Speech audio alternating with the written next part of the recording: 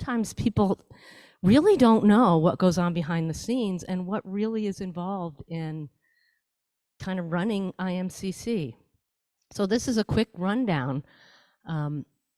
Here are the programs, and Vanna White here, also known as Rebecca, is going to help me with this. So I'm going to read. These are the offerings that IMCC offers now, in the past, and then some of the things were paused because of COVID, and we hope to do them again. So the first one, obviously, is the Tuesday night Sangha. We also sponsor a young adult Sangha. Every day since the pandemic began, we have offered a noon meditation, and there are many people that volunteer their time to lead that. We've offered many racial affinity groups. I don't know how many are up and running right now, but we've had tons over several years. There is the Sangha Leaders Cohort that was a year-long training program that 3 very generous teachers ran for a whole year, training people to be leaders in some kind of leadership capacity. That's an ongoing thing, and then there's well, I'll get to that. There's the teacher development program, and that's an ongoing training for anybody that went through the Sangha Leader Cohort training, and there are 2 teachers running that. We have marvelous guest teachers, guest speaker teachers, very diverse ones.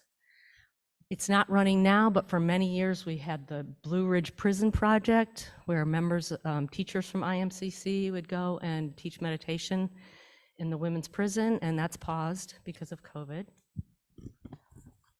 We sponsor KM groups and coordinate them.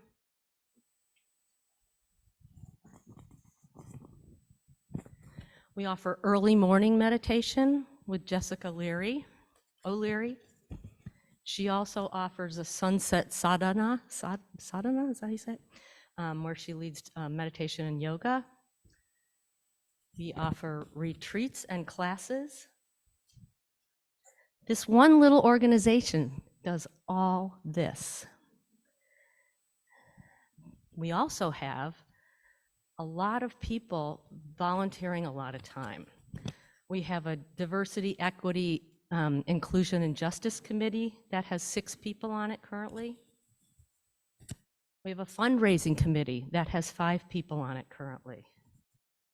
We have a strategic planning committee that works so hard to find and hire the strategic planning person who's come and worked with us for a year. And then many people been involved in sort of implementing the changes that she recommended. One of those subcommittees is a governance committee, and I think there's about 5 people on that. We have a, what's the H stand for? Hearing, Ethics, and Reconciliation. The HEAR committee, I think, has about 6 people on it right now. We have the GTC, the Guiding Teacher Council. There's about 5 people on that.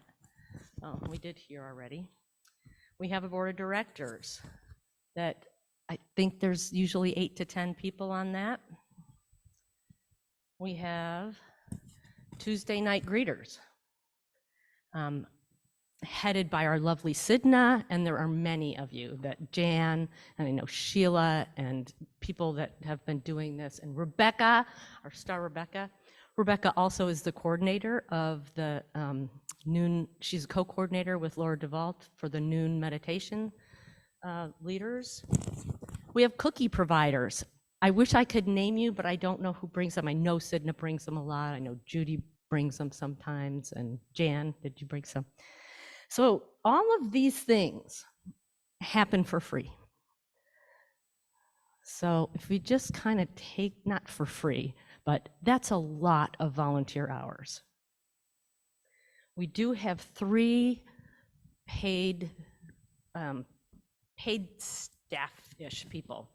The first is our number 1, Brianna, who's up there doing the sound. She's amazing. She does everything. She manages the website, puts out the newsletter, like anything that you get from IMCC, she's behind it. She also serves on a bunch of these committees. So she's awesome. She's worth her weight in gold and probably does the work of 2 people. We also have an accountant named Barb Franco who does not charge us her actual rate. She's just really kind, and so she cuts us a deal. And most recently, Sarah Adams has agreed to be the racial affinity group coordinator, and we were able to generate a $3,000 stipend for her to do that. Thank you all who donated for that. So we have very few paid positions for a whole lot of work. And one of our hopes is to raise money so that we can possibly increase Brianna's time, possibly have a paid director in the future, and here's why. In addition to all of this, we have Susan Kaufman, our president, who I can't even imagine the number of hours that this woman has put in. When she became president, when Jeff left, it was practically a full-time job. And she still works as a psychologist, by the way. So she still has her paid job. And this has just been countless hours, blood, sweat, and tears. And then Phil DuPont as the vice, similarly. So they do everything else for not a dime. So, and I didn't mention our most important, this was supposed to go first. I'm sorry, I'm just a little discombobulated. We have 9 glorious teachers who, they get a little stipend, but it's nothing compared to the time and energy and effort and training that they put into their teaching. And then we have just a few side things that people are involved in that are connected to IMCC, that IMCC members also kind of donate their time. We have 4 members who participate in the Clergy Collective, and we have 1 person who's coordinating Impact. I can't remember what that stands for, but I don't think it's an acronym, actually. Is that it? That's it.